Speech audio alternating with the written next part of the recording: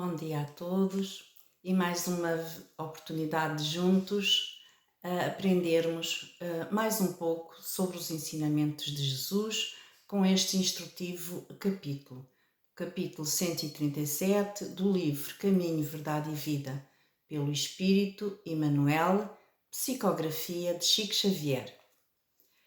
Que Jesus abençoe a todos, que a inspiração não nos falte, que a paz permaneça em nossos corações. Hoje com o capítulo 137, cujo título é O Banquete dos Publicanos. E pelo título já imaginamos o tema, mas Emmanuel nos vem ajudar a perceber melhor mais esta tarefa de Jesus, que neste caso provocou a revolta dos fariseus, orgulhosos e dominadores, em especial no grupo mais fechado das suas leis. Para eles era algo inconcebível. Jesus, o Mestre, que ensinava as leis divinas, como poderia ele misturar-se com aquele tipo de gente?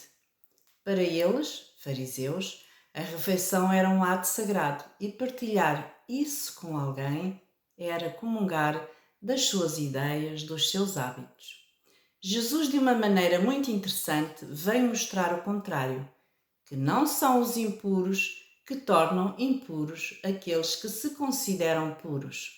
Pelo contrário, são os puros que, indo ao encontro dos que ainda estão impuros, poderão auxiliá-los a se renovarem.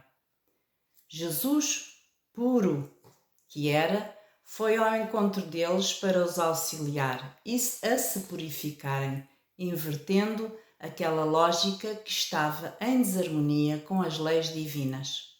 Os publicanos eram desprezados, ignorados e considerados pecadores. Portanto, a grande lição de Jesus naquela troca de ideias, naquela troca de exemplo, os puros foram ao encontro dos impuros. Jesus, puro, foi ao seu encontro.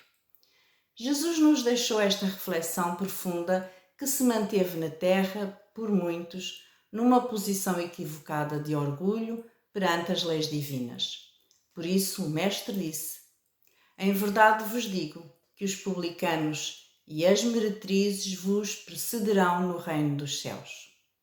É uma frase muito forte que nos relembra a importância de procurarmos mais o Evangelho, mais o amor, para reconhecermos o quanto ainda precisamos trabalhar para nos renovar. E é sobre esse ato de Jesus que Emmanuel seleciona este versículo de Mateus. Mateus, que também era publicano, que também gerou algum desagrado perante o colégio apostólico, quando Jesus o chamou, pois mesmo sendo judeu, trabalhava para os romanos, sendo desprezado pelos próprios irmãos. E Jesus dá este exemplo de fraternidade e vai ao banquete dado pelo próprio Mateus. E os fariseus, vendo isto, disseram aos seus discípulos: por que come o vosso mestre com os publicanos e pecadores? Este é o versículo de Mateus. E vem Emmanuel, o benfeitor Emmanuel, com a sua explicação, que nos diz, que nos explica bem o contexto deste versículo, desta passagem de Jesus, e nos diz: de maneira geral, a comunidade cristã em seus diversos setores ainda não percebeu toda a significação do banquete do Mestre entre publicanos e pecadores. Emmanuel está dizendo que nos vários setores do cristianismo, ainda aos dias de hoje, não compreendemos o significado daquele gesto de Jesus, que se senta à mesa num gesto material, mas com um significado espiritual. Falando do reino que ele trazia, um reino sem exclusões, sem prepotências, sem orgulhos, libertando a todos das divisões, das segregações, das ortodoxias, mostrando ali o seu verdadeiro reino, o reino do amor, da igualdade e da fraternidade. Aquela mesa é para todos. Quem quiser vir e seguir-me será bem-vindo. Há um novo começo. Venham do Oriente, do Ocidente, de todas as partes, serão filhos do meu reino, disse Jesus, transmitindo ali a verdadeira mensagem do Evangelho. E continua Emmanuel. Não só a última ceia, com os discípulos mais íntimos, se revestiu de singular importância.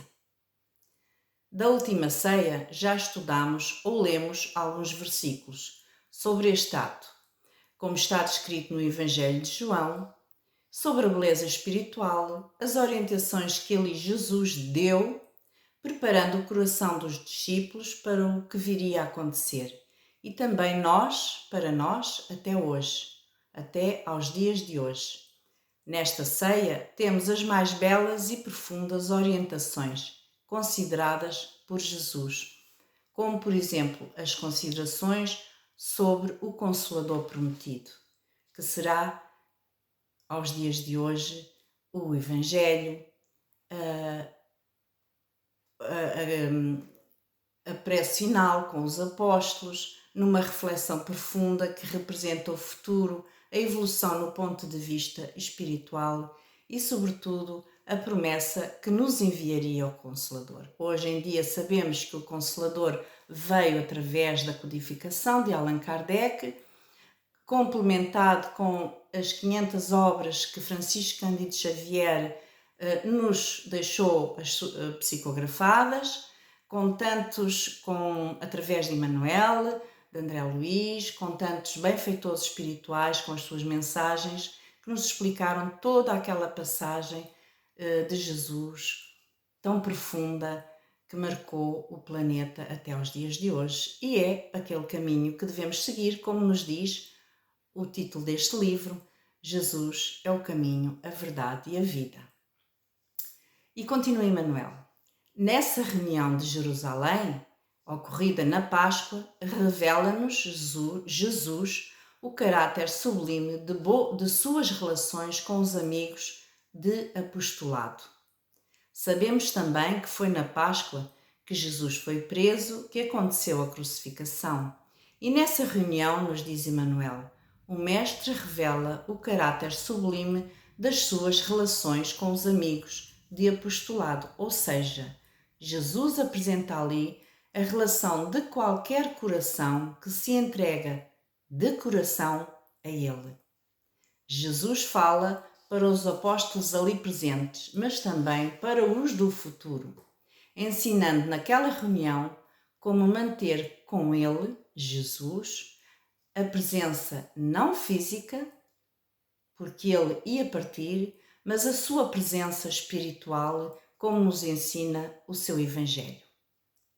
Trata-se de ágape íntimo e familiar, solenizando,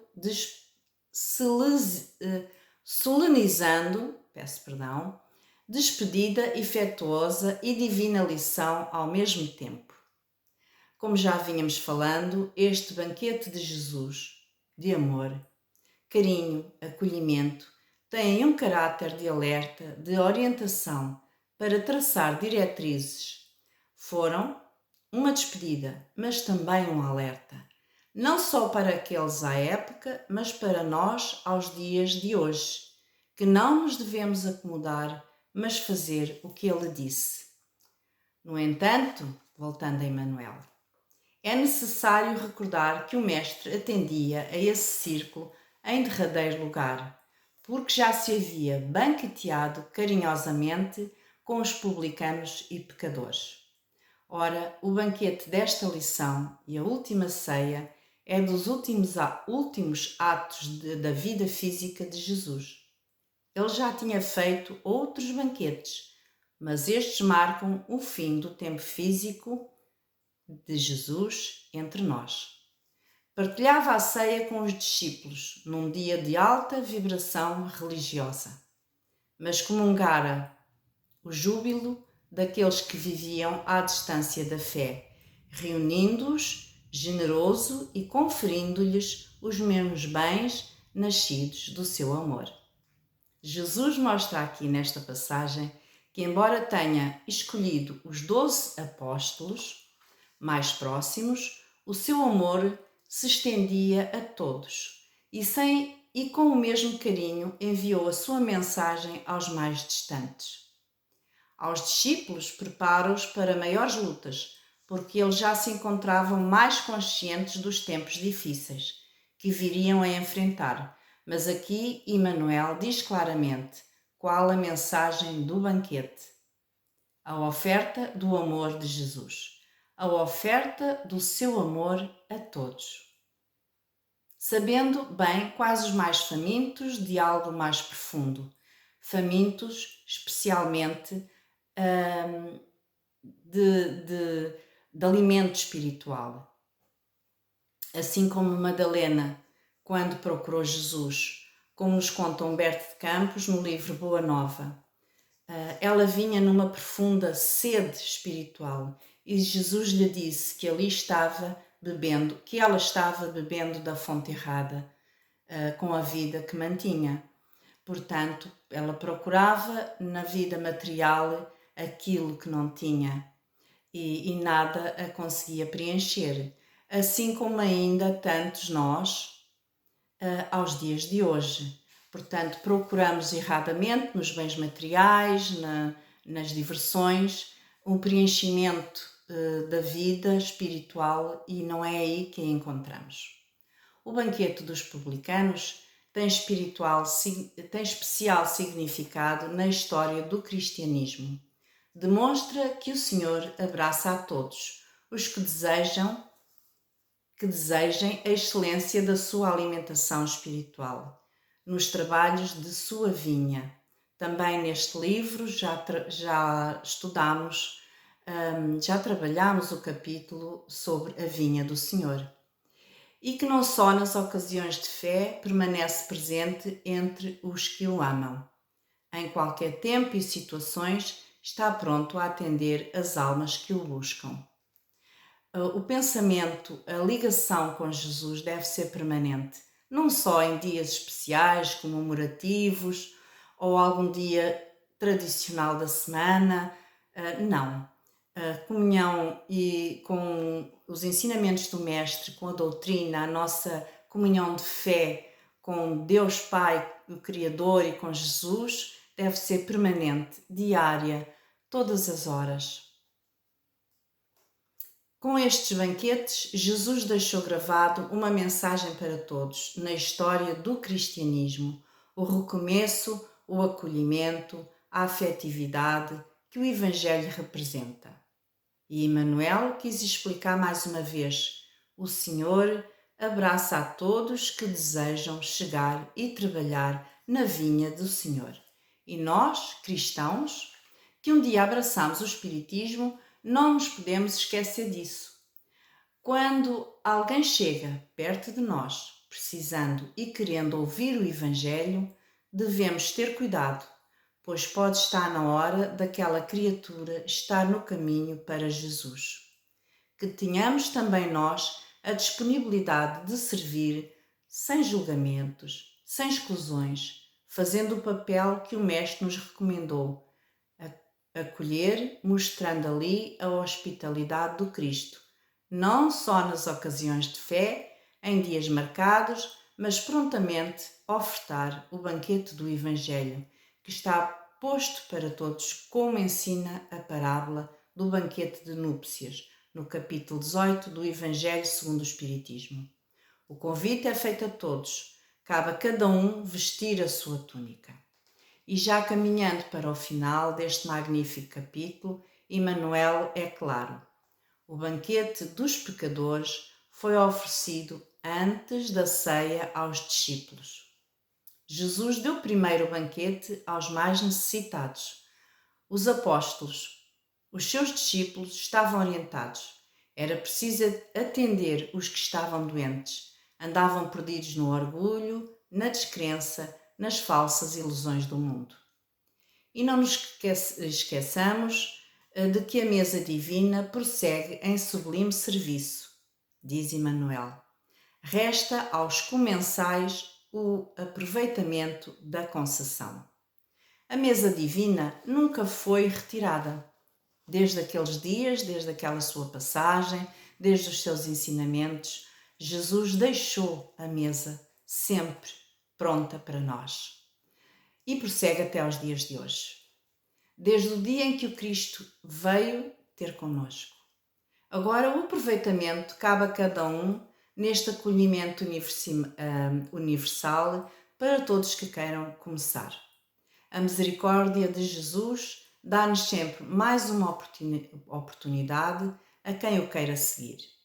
O Espiritismo, partindo das próprias palavras de Jesus, é consequência direta da sua doutrina e nos traz a revelação da existência do mundo invisível, que levanta o véu do nascimento e da morte, da pluralidade das existências, que não há criaturas deserdadas, nem mais favorecidas umas do que as outras, dando oportunidade a todos através da bendita reencarnação.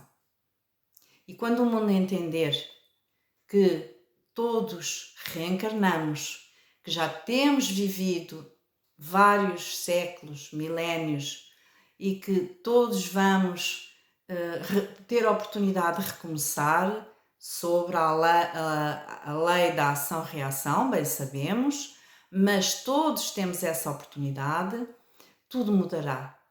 Porque aí vamos entender que já não vale a pena andarmos a perder tempo, andarmos nestes sofrimentos que se têm mantido ao longo no círculo reencarnatório. Vamos começar a perceber, quando esta palavra reencarnação começar a ser aceite e entendida na sociedade e em todas as religiões em geral, tudo vai mudar neste planeta. E está na hora disso acontecer, porque o planeta está a passar de uma fase para o mundo de regeneração e que será muito melhor. Não será ainda um mundo de amor, mas será um mundo melhor para todos, porque vamos entender definitivamente que vamos reencarnar e que temos que ter cuidado com as nossas ações do agora para que no futuro venhamos a ser mais felizes. O Espiritismo sem Jesus não faz o menor sentido. Foi Jesus que marcou estes pontos. É Jesus, o divino amigo de todos os dias, é o governador deste planeta, das nossas vidas, o companheiro de todas as horas e que veio ensinar naquele tempo aos homens o caminho a seguir. Portanto, vivenciar, pois, o Evangelho nas bênçãos da doutrina espírita será a melhor maneira de cooperarmos com Jesus, de fazermos aquilo que Ele nos pediu e que nos vai pedindo sempre através de tantas mensagens enviadas por bons espíritos que colaboram e trabalham com Jesus. Meus irmãos, obrigado pela vossa atenção, paz e luz no vosso coração. Até breve.